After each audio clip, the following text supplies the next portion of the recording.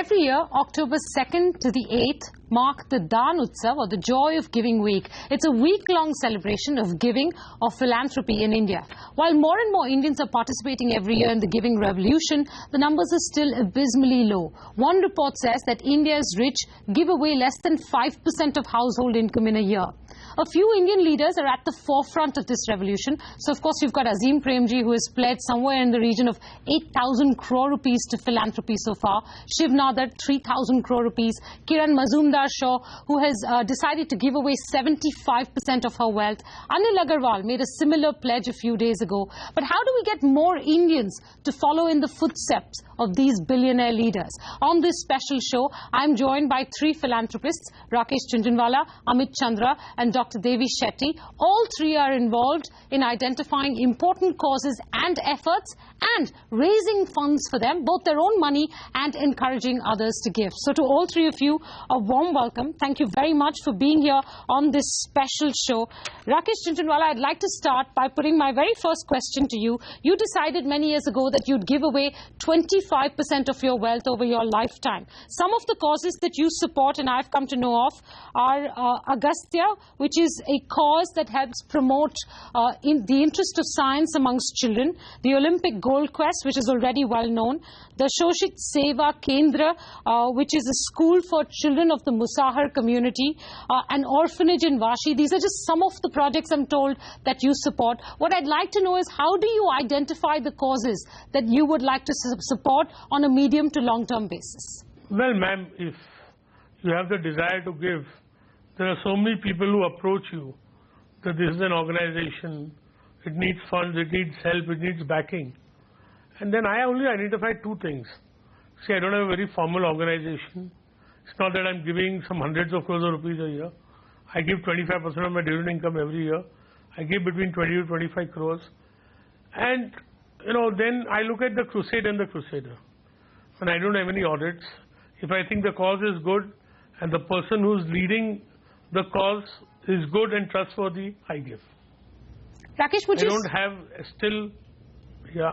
No, would you say that you Yes, sort of identified causes based on, let's say, areas that you want to put your money to work in? For instance, education, which I'm told is the sector that receives the maximum amount of funds through Indian philanthropy. So is it education, or in your case, is it childcare? Are there sectors that appeal to you more than others?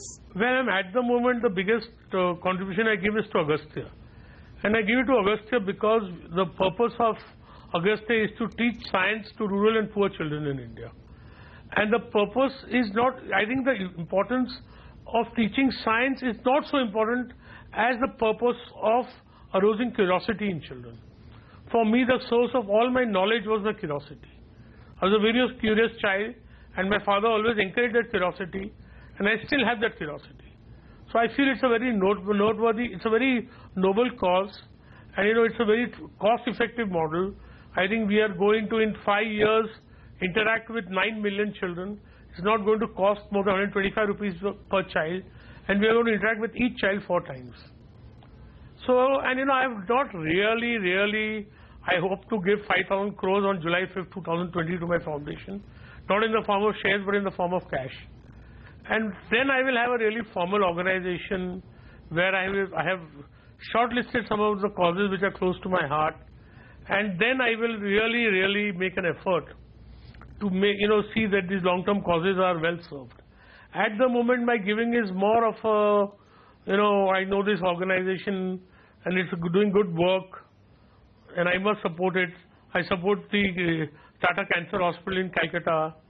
Then I support an organization called Impact in Delhi, which is working towards education of ladies.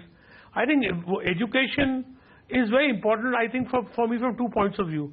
I think it's the source of all prosperity ultimately, and I think that is what makes me feel that I've equated a poor child with a rich one. Equality of mankind is a dream. Equality of opportunity is something we should make an effort of. So I think I'm also drawn towards education. Fabulously said, Rakesh. Thank you for that. Amit, I'm going to come to you. You've decided to give your money away, and importantly, what you've also said is that you want to, over time, devote at least 30% of your time to causes, that work towards philanthropy, or philanthropic causes, let me put it that way. Talk me through how you approach causes. What are some of the causes that you have decided to put your money and time into? I have a list which includes Jai Vakil, which is a school for special children that you and your wife support.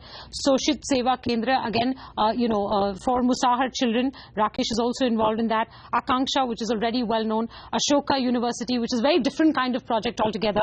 And then, of course, a project which is work in progress, a super specialty children's hospital here in Mumbai for children across the country.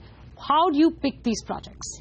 So, Menaka, my wife and I, who are partners in this journey, try to do a few things, and I think some of them are common to what Rakesh said as well. Often it is about the people connect. You have to feel for the cause, and you have to feel for the people behind the cause. So in lots of these cases, it is, for example, we are supporters of Agastya like Rakesh is, and we love the passion of the founder, and we love the cause of education. In case of Jai Vakil, my wife is involved in running the institution, so there's a deep personal connect that we have. In case of Ashoka, my good friend Ashish Dhawan has played a leadership role in setting the institution up. So I think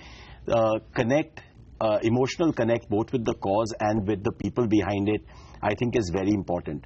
The second issue is really we like to do things which are transformational in nature, and where institutions will get created which will really stand for social excellence.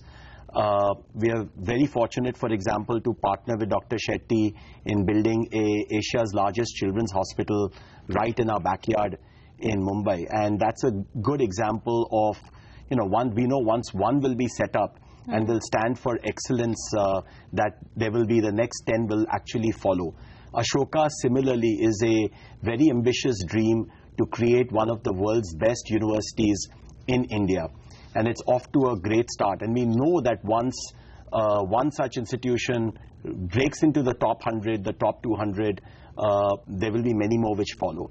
So the second pillar for us is really to do things where excellence will become evident, and people will feel that if they can do it, why can't we do it? And we need that spirit of confidence to be infused amongst everyone, not just philanthropists, but the common man as well, that they can actually contribute to improving the country. How much money are you giving away, if I may ask you that? It's a personal question, sure, but if not an actual amount, can you give me a sure, proportion of your income in that? So my wife and I endeavor to give away 75% of our income every year. There are years where we have managed to fortunately give away close to 100%. It's a little lumpy. Some years we manage to hit that, some years we are closer to the 75% range. But for us, we try to make sure that we are solving for at least giving that as a target. And often our engagements are multi-year commitments. A lot of our commitments run forward for 2 to 3 years. And so there is a forward, as long as we make the money, we give it away. Okay. The third question I want to ask you before I go to Dr. Devi Shetty is, you, Rakesh Jhunjhunwala, are wealthy people, right? So when people are watching this show, they're going to say, oh, well, Mr. Jhunjhunwala has a lot of money, he can afford to give it away. Or Amit Chandra is giving away 75% or 100% of his wealth, but that's because he's built considerable wealth over time, right? Is it as much the amount of money, in your experience? Is it actually the fact that you combine it with time, as I'm sure does Rakesh as well, because he has to oversee, the money that he's given away? How do you explain to people that they can do it too? I think everybody can be philanthropic, and philanthropic means basically just making sure that you're alleviating social misery around you, and doing something for society around you. It doesn't matter whether you're doing it with 100 rupees, if that's all you have to give, or you're doing it with hundreds of crores, which is what some of our billionaires have to give. In fact, I think the program that enthuses me the most is the payroll giving program that Give India runs, in which nearly 35,000-40,000 professionals in India at the entry level and these are people who are earning 10,000, 15,000 rupees a month, give away as little as 150 rupees per month on a monthly basis to causes that they select. To me, that contribution is as valuable, if not more valuable, than what people like us who are more fortunate to have been blessed with a little bit of wealth are able to give away. You know, I just came back from Patna to see the school that Rakesh and I are fortunate to be involved with, the Social Seva Sangh, which is really not just a school for teaching education at a very high level to the Musahar kids, but it's about transforming the entire community.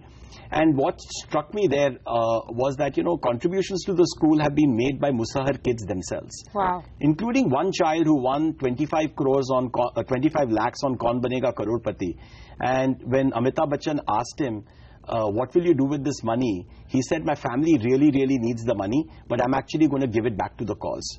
And, you know, that's a family which has nothing. And he's giving away everything. And imagine that. He's coming to 25 lakh rupees and he's willing to give it away. So in my view, I think it is a journey.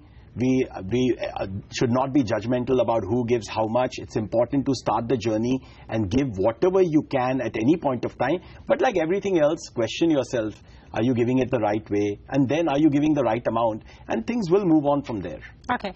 My first two guests are leading professionals and entrepreneurs, and they've devoted some part of their wealth, if not all, and some part of their time to philanthropy. My third guest, Dr. Devi Shetty, has devoted his entire life to this cause, both through the money that he puts to it, but more importantly, the work that he's done, you know, with Narayana Health, which was earlier known as Narayana Hrudayalaya, 26 hospitals across 16 cities in India with over almost close to 7,000 beds.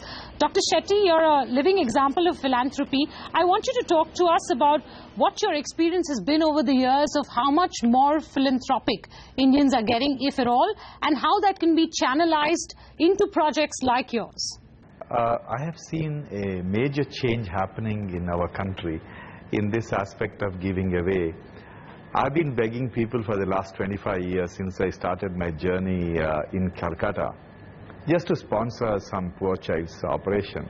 You're aware that India produces about 600 to 800 children a day with the heart disease. So it's a very large number, and parents can't afford to get their children operated if they require. So it started off as a few telephone calls to my friends, and about 8 years ago, a small group of people in Bangalore who run small-time commercial operations in Commercial Street of Bangalore, they came together and they started an entity called Have a Heart. They started sponsoring children's heart operation. Gradually, in no time, it became very big, and today they sponsor over 100 heart surgeries on children every month. They sponsor children in Bangalore, in Calcutta, Jaipur, wherever we have hospitals. They sponsor these children's heart operation. Now they want more and more children to come. They would have operated on more than 5,000, 6,000 children. I mean, I have lost count. And they're not millionaires. They're regular business people. But the tide of giving in this country has really, really become very big. And if there are people like Amit who can bring people together, they can really change this country. I am very, very optimistic. Indians are no more the same old people I used to deal with 20 years ago. People are a lot more forthcoming, lot more giving than they were before. Dr. Shetty, you know, there are two things about your model that I want to try and understand better, because they go to the issue of scale, and scale is so important in this whole process of giving if we want to, you know, transform philanthropy in India as opposed to incremental change. One is that your, you know, Narayan Health is a for-profit business from what I understand, but you use the ability of some patients to pay for their health care and offset the costs of those who cannot pay for their health care. That's one point. And the second point is, how has scale enabled you to approach your donors in a more effective fashion? If you could share your experiences on both of these counts and explain to us what role scale plays in philanthropy. Scale is extremely important. Writing off 1 or 2 children's heart operation is no big deal. We do 12% of the heart surgery done in India is done by us. So for us, sponsoring few operations is no big deal. But I'll just give an example of scale. around 7 years ago, we decided that children from poor families should become doctors, and they are not joining medical colleges today, mainly because medical education is thought to be very expensive. So we launched a program we called Udayapate from West Bengal. We wanted 2,000 children from villages of West Bengal to join the medical colleges every year. That was the target. We started with about 200 students. These are the brightest kids from rural West Bengal who are extremely good in the studies, are passionate about becoming doctors. So when they are 13-year-old, all they needed to do was to commit to us that they will become doctors. With that commitment, we give them a scholarship of about 500 rupees per month. It's not the 500 rupees what matters. They are chosen by us and we mentor them. And these kids, they really worked hard, and a good number of them joined medical colleges. Now, we want to scale up this Udayapate program in Karnataka and Bihar and UP. We are overwhelmed with the response. Everyone wants to contribute. 500 rupees a month is no big deal. So essentially, we would like children from poor families to become doctors, because outstanding doctors across the world generally come from deprived background. Because these are the kids who have the fire in the belly, who can work for 24 hours and change the rules of the game.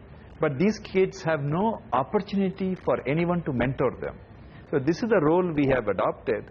So if we can scale it up across the country, then we can be the producer of doctors for the whole world. And it can happen within 5 to 10 years' time. This is the beauty of these small-time programs conceived well by an organization with some repute without big investment.